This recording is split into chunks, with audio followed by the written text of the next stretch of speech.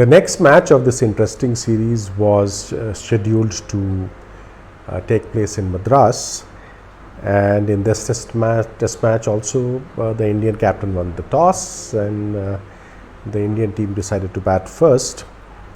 In the first innings, the Indian team was actually bowled out for a fairly cheap score of 190, again aided by a brilliant innings of 97 not out by Gundappa Vishwanath, who was really in the form of his life. But when West Indies came out to bat, the Indian spinners, led by Prasanna this time, who took 5 wickets, bowled out West Indies pretty cheaply, and for 192, and they got only a lead of 2 runs.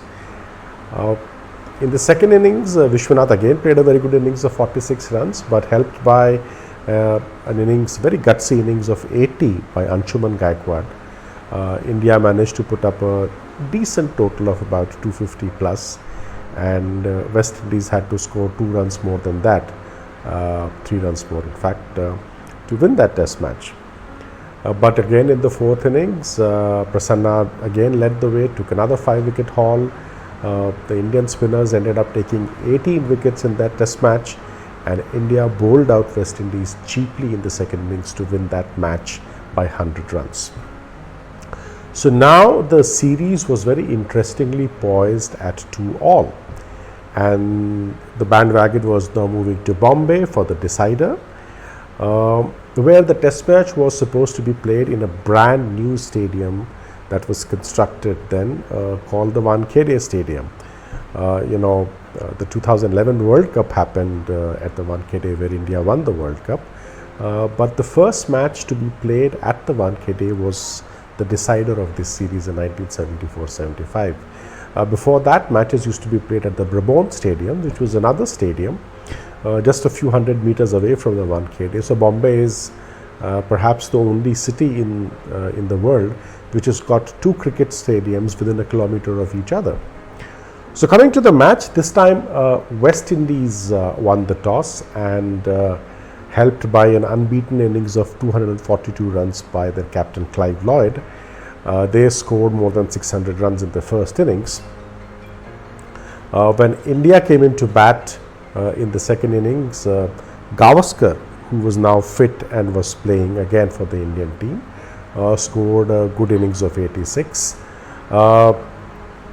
Solkar scored his first 100, and Vishwanath scored another great innings of 95. In fact, this is the second test in a row that he was missing 100, and India managed to avert the follow-on narrowly, by scoring more than 400 runs in the first innings.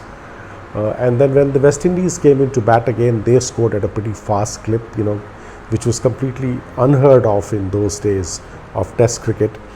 And they gave a target of more than 400 runs to the Indian team to win the test match and the series in the fourth innings. India, of course, had a disastrous start in the second innings. Engineer getting out for a duck again. In fact, he got a pair in that test match. And pretty much half the side was back in the pavilion for less than 100 runs. And it is then Brijesh Patel, who was our middle order batsman at that time, played a very entertaining innings of 73 runs, including 2 sixes in that test match. And something very interesting happened, when he was batting, and I think it's around the time when he hit those 2 sixes, a lady actually walked down from the stands onto the ground and gave Mr. Patel a kiss on his cheek. You can imagine the furor this incident created, and it got covered in newspapers and magazines. And talking about magazines, this was another way which I was about to discover, where you would get more details, not just about articles about the matches that happened, but also pictures that would bring my imagination about the game to life. Of a batsman playing cover drive, batsmen like purists like Sunil Gavaskar or Vivian Richards playing a ferocious hook or a pull shot, or the sight of Dennis Lillee in full flight in his bowling action, or even some of those West Indian fast bowlers was mesmerizing for me.